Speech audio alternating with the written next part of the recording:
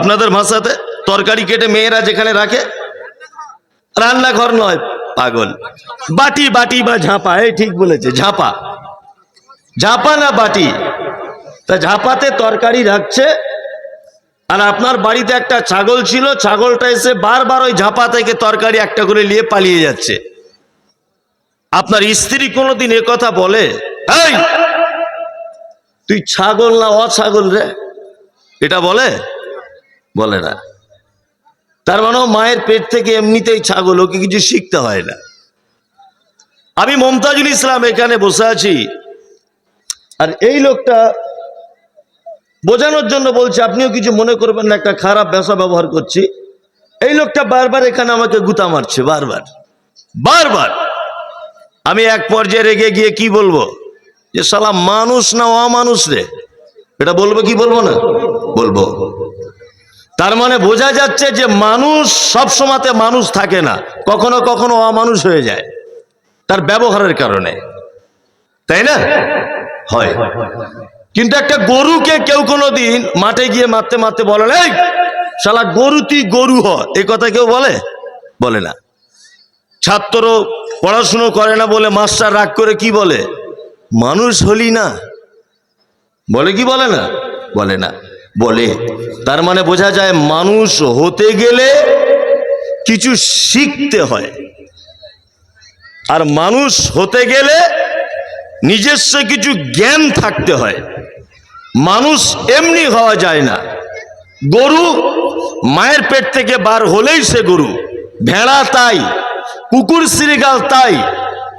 তুমি মানুষ কখন প্রমাণ হবে? তোমার ভিতরে যখন মানবিকতা কাজ করবে, তুমি তখন মানুষ। তোমার ভিতরে যখন আত্মমর্যাদা থাকবে, তখন তুমি মানুষ। কি বললাম বুঝলেন না?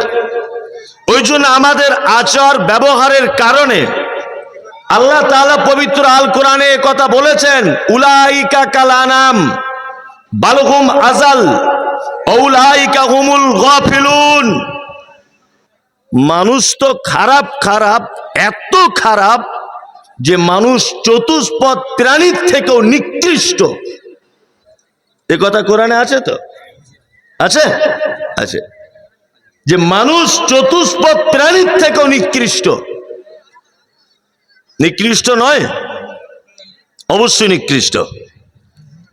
আপনাকে একটা দুটো জিনিস দেখাই, এগুলো খারাপ কথা, বোঝানোর জন্য বলছি।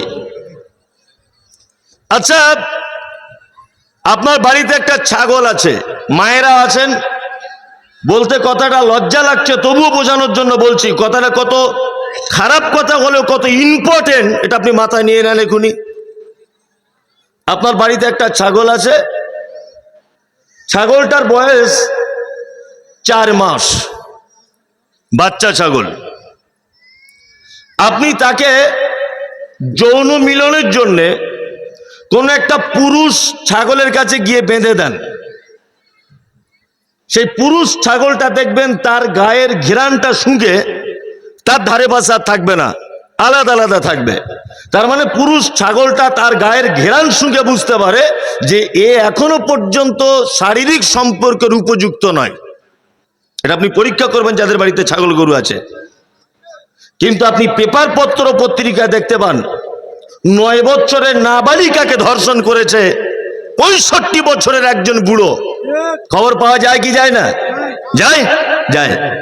11 বছরের নাবালিকাকে ধর্ষণ করেছে 55 বছরের একটা বুড়ো। গরু, ছাগল, কুকুর ভাদ্র আশ্বিন মাসে তাদের একটা টাইম আছে, শারীরিক সম্পর্ক করে। এমনি মাসে একটা কুকুর আর একটা কুকুরকে দেখলে বন্ধুর মতো ঘোরে, কিন্তু তার সঙ্গে যৌবনের সম্পর্ক করে না, কারণ তাদের একটা নির্দিষ্ট টাইম আছে। কিন্তু মানুষই পৃথিবীতে একটা প্রাণী আছে যে কোনো ডিসিপ্লিন মানে না, কোনো ডিসিপ্লিনকে 10 পয়সা দাম দেয় না, তার নাম মানুষ। আপনাকে প্রথমে জমি রেডি করি, তারপরে বক্তব্যটা শুরু করছি। 1, 2, সারা পৃথিবীর প্রতিটা প্রাণী নিজস্ব ডিসিপ্লিন মেনটেন করে, করে না? করে। পৃথিবীর অন্য কোনো প্রাণীর জন্য গাইড বুক নেই, তাদের জন্য কোনো রকমের চলার পথের নির্দেশনা নেই, স্কুল নেই, টিচার নেই, সহকারী কর্মী হিসাবে কেউ নেই, তারা নিজেরা একাই 100, কিন্তু নিজেদের নিয়ম মাফিক চলে। কুকুর, কুকুর একটা প্রাণী, জীবনে আপনি দেখেছেন, জীবনে দেখেছেন যে আপনাদের এলাকার সব কুকুরগুলো ধানের জমিতে নেমে গাছগুলো সব খেয়ে নিচ্ছে? দেখতে পেয়েছেন? পাবেন না। আপনি কোনো গরুকে দেখেছেন যে যেখানে গরু গোস্ত রান্না করছে 2 পিস গোস্ত খাবে বলে দাঁড়িয়ে আছে? নাই। গরু তৃণভোজী প্রাণী, ও মাঠে গিয়ে ঘাস খায়। আর কুকুর মাংসাশী প্রাণী, ও মাংস খাবে, মাংস পায় না বলে মানুষের নোংরা খাবে, এটা ওর ধর্ম। কেউ কারুটা খেতে যায় না, যায়? এটা উপর থেকে আল্লাহ বলে দিয়েছে, এই গরু মাঠে গিয়ে ঘাস খা, তোর জন্য গোশ মাছ মাংস নয়। এই কুকুর, বাচ্চা ছেলে পায়খানা করবো, ওটা তুই খেয়ে পরিষ্কার করে দিবি, তোকে মেথড ডিপার্টমেন্টে কাজ করানো হয়েছে। কারো মুরগি মরেছে, গন্ধ ছড়াবে, তাড়াতাড়ি করে খেয়ে নে। কোথাও গরু মরেছে, গিয়ে খেলে ছিঁড়ে, ও গিয়ে সেটাই করে, করে না? করে। তাহলে সবাই আল্লাহ তাকে ব্রেনের ভিতরে তার মেমোরিতে যেটা সেট করে দিয়েছে, আচ্ছা বলুন তো এই সেট করার রাস্তা ছাড়া অন্য কোন রাস্তা অবলম্বন করে? করে? করে না। পৃথিবীতে মানুষই শুধু 1 নম্বরে একটা প্রাণী যাদেরকে সেট করে দেবার পরেও মানবে না বলে এদের প্রত্যেক জাতির কাছে একটা করে নবী প্রেরণ করা হয়েছে। নবীদের কথা যদি অমান্য করে, আমাদের নবী মুহাম্মদ সাল্লাল্লাহু আলাইহি ওয়াসাল্লামের কাছে শেষ পর্যায়ে একটা চূড়ান্ত কিতাব দেওয়া হয়েছে, তার নাম আল কোরআন। এতেও যদি মানুষ না পরিবর্তন হয়, প্রত্যেক সমাজে 2-4 জন করে আলেম ওলামাদের আল্লাহর তরফ থেকে নির্বাচন করা হয়েছে। হয়েছে কি হয়নি? তারপরেও যে জিনিসগুলো ইসলামে মানা করা হয়েছে, মানুষ তারপরেও তাতে হস্তক্ষেপ করছে। করছে কি করছে না? করছে। আল্লাহ তাআলা বলেছেন, ইয়া আইয়ুহাল্লাযীনা আমানু, তোমরা যারা ঈমানের স্বীকৃতি প্রদান করেছো, তোমাদের জন্য ইন্নামাল খামর, মদকে হারাম করা হয়েছে। মদ, মুসলমান মদ খায় কি খায় না? খায়, খায়। কিছু কিছু যারাই খায় তারা কথা অমান্য করে কি করে না? এখন অনেক সুযোগ সুবিধা দিয়ে হয়েছে যে মদ হারাম আর বিড়ি মকরু। অনেক মানুষ বলছে না যে মদ হারাম, বিড়ি খৈনিটা মকরু, ফতোয়া দিচ্ছে না? মকরু কারা ফতোয়া দিচ্ছে? যে হুজুর খায়, যে হুজুর খায় ও ফতোয়া দিচ্ছে মকরু।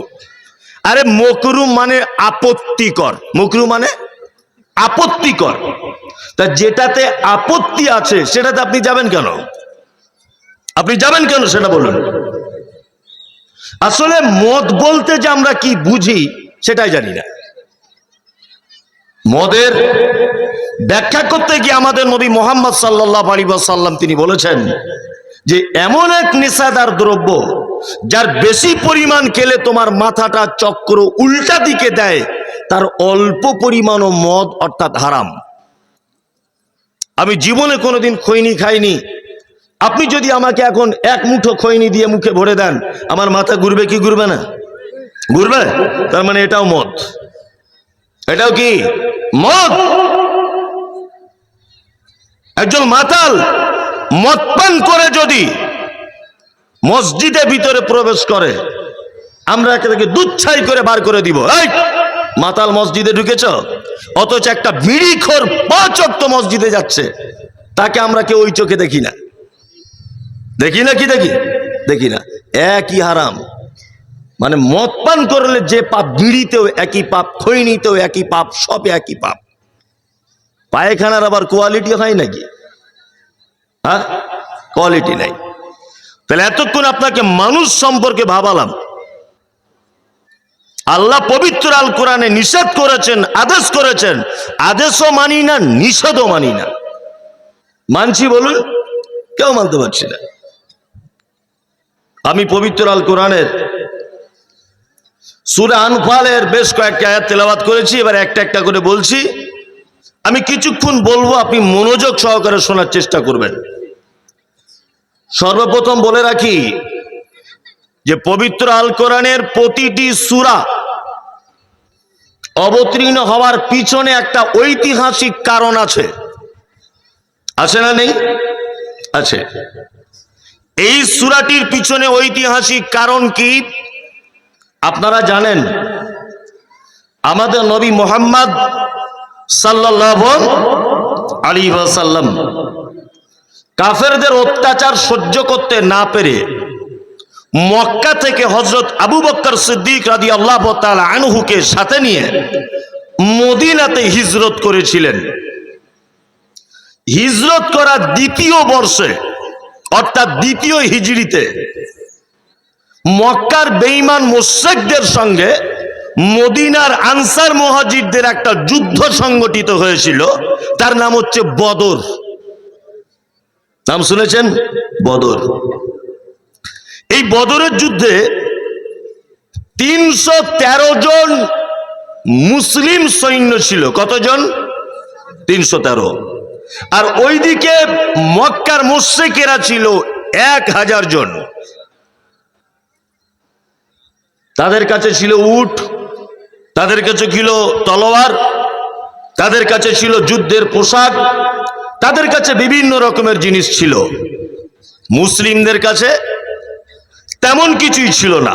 এটা একটা ঐতিহাসিক যুদ্ধ, এমন একটি যুদ্ধ যে বাপকে তলোয়ার ধরতে হয়েছে বেটাকে আঘাত করবে বলে, বেটা তলোয়ার ধরেছে বিপক্ষে বাপকে আঘাত করবে বলে, এর নাম বদর। মুসলিমরা যুদ্ধতে জয়লাভ করেছে। বেঈমান মুশরিকেরা তাদের মাল, যুদ্ধ করতে যত সম্পদ এনেছিল সমস্ত সম্পদ ফেলে দিয়ে এই 313 জনের আঘাতে তারা ময়দান ছেড়ে পালিয়ে চলে গেল। যুদ্ধতে জয়লাভের ঘোষণা হয়েছে। সাহাবীদের ভিতরে কিছু দল হলো। একদল সাহাবী তারা ওরা যে মালগুলো ফেলে দিয়ে গেছে এই মালগুলো এক জায়গায় জমা করেছে। আর একদল সাহাবী বীরত্ব দেখিয়েছে, যুদ্ধের ময়দানে তলোয়ার দিয়ে কাঁপিয়ে দিয়েছে। আর একদল সাহাবী নবী মুহাম্মদ সাল্লাল্লাহু আলাইহি ওয়াসাল্লামকে যাতে কেউ আঘাত না করে নবীজিকে আটকে ধরে রেখেছিলেন। মাল এক জায়গায় করা হলো। সাহাবীদের ভিতরে 3টে দল হলো। একদল সাহাবী বলছেন এই মাল আমাদের, কারণ মাল আমরা এক জায়গায় করেছি। আর একদল সাহাবী বলছেন না, তোমরা যখন যুদ্ধ করছিলে তখন আমরা তোমাদের পানি পান করিয়েছি, আমরা বয়স্ক, এ মালে আমাদের অংশ আছে। আর একদল সাহাবী আল্লাহ নবী সাল্লাল্লাহু আলাইহি ওয়াসাল্লামকে যারা ঘিরেছিলেন তারা সবাই মিলে বলছে, আরে নবীজিকে বাঁচিয়েছি, আমরা ঘিরে ধরেছিলাম, এ মাল আমাদের।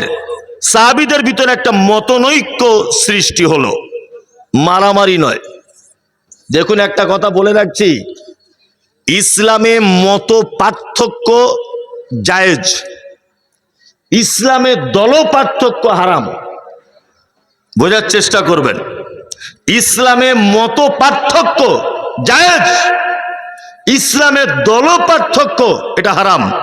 সারা পৃথিবীতে মুসলমানরা যেখানে যেখানে মরেছে সমস্ত মৃত্যুর পিছনে একটাই কারণ, মুসলিমরা এক অপরকে দেখে দল পার্থক্য করেছে, এই কারণে মারা গেছে।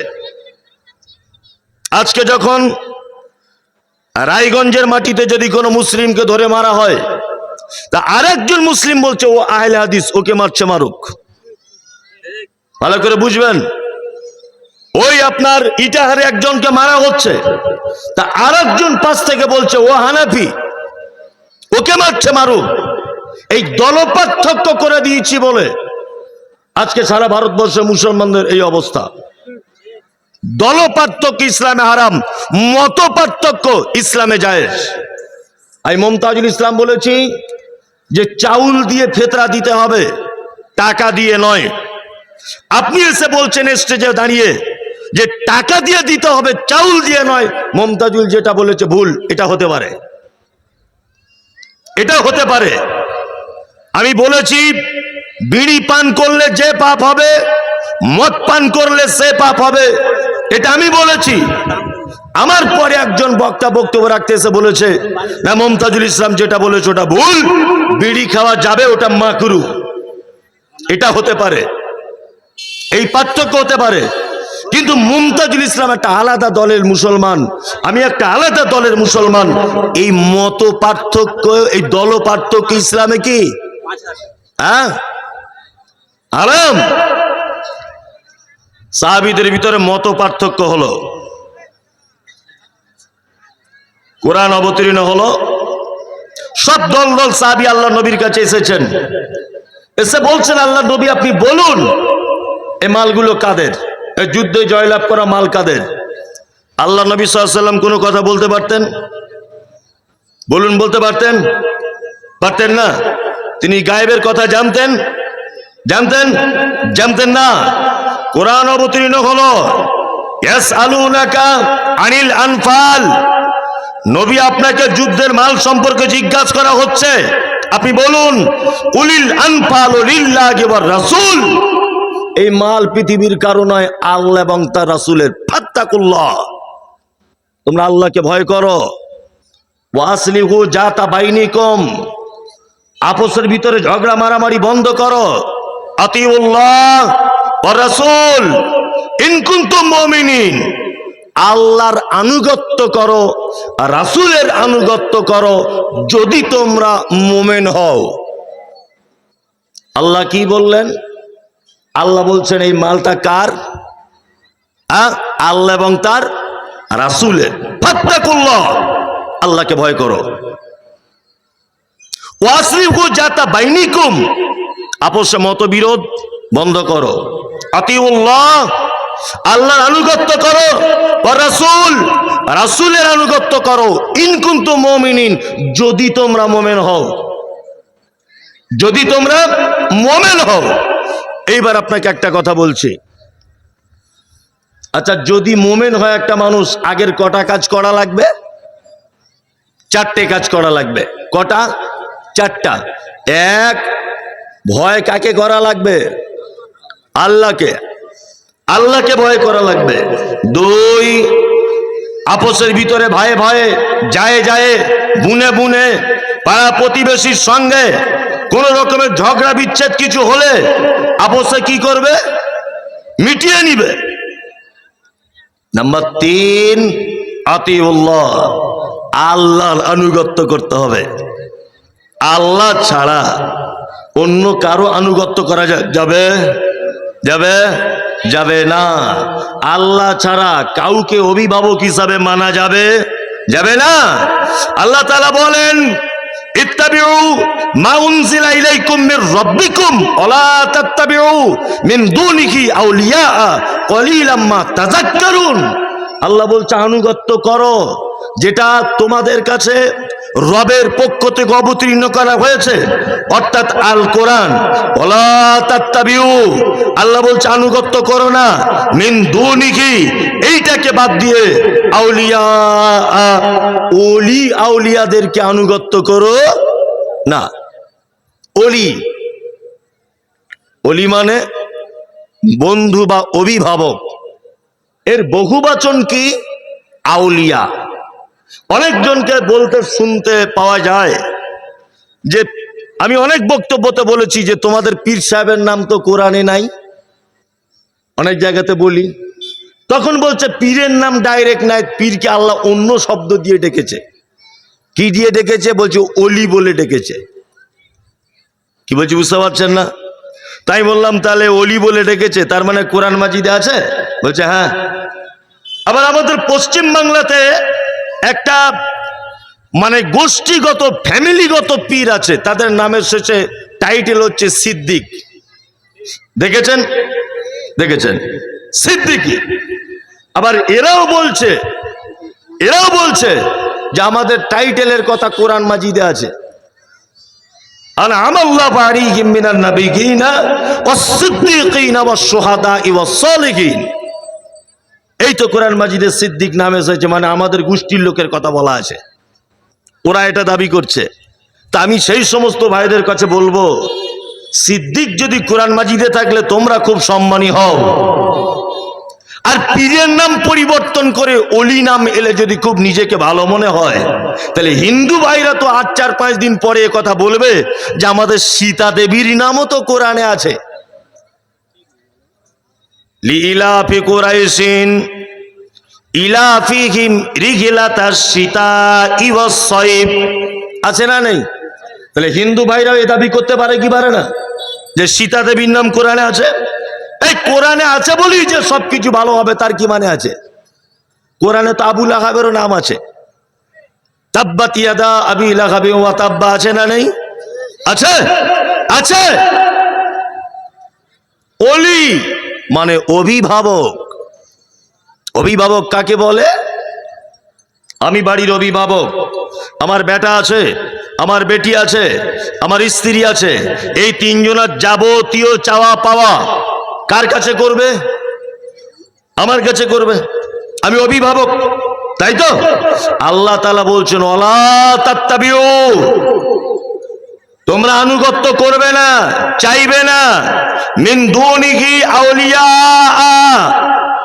আমাকে বাদ দিয়ে কোনো ওলি আউলিয়া অন্য কোন অভিভাবকের কাছে তোমরা যেন খবরদার যেতে যাও না। মুসলমানরা এক শ্রেণীর আছে, তারা যায় কি যায় না? যায়। যত ওলির আমরা বয়ান করি, যত হাদিস কোরআন বাদ দিয়ে যত ওলিদের আমরা প্রশংসা করি, প্রতিটা ওলিদের একটা অলৌকিক ক্ষমতার কথা বক্তারা সব সময় বক্তব্য রাখে, রাখে না? কলকাতার একটা জায়গা আছে, আপনারা জানেন, জায়গাটার নাম বাগমারি, জানেন? বাগমারি, ওখানে একটা পীর আছে, তার নাম আজানগাছি রহমতুল্লাহ আলাই। আজানগাছি, আজানগাছি বলছে বিশাল বড় আল্লাহর ওলি। এর বৈশিষ্ট্য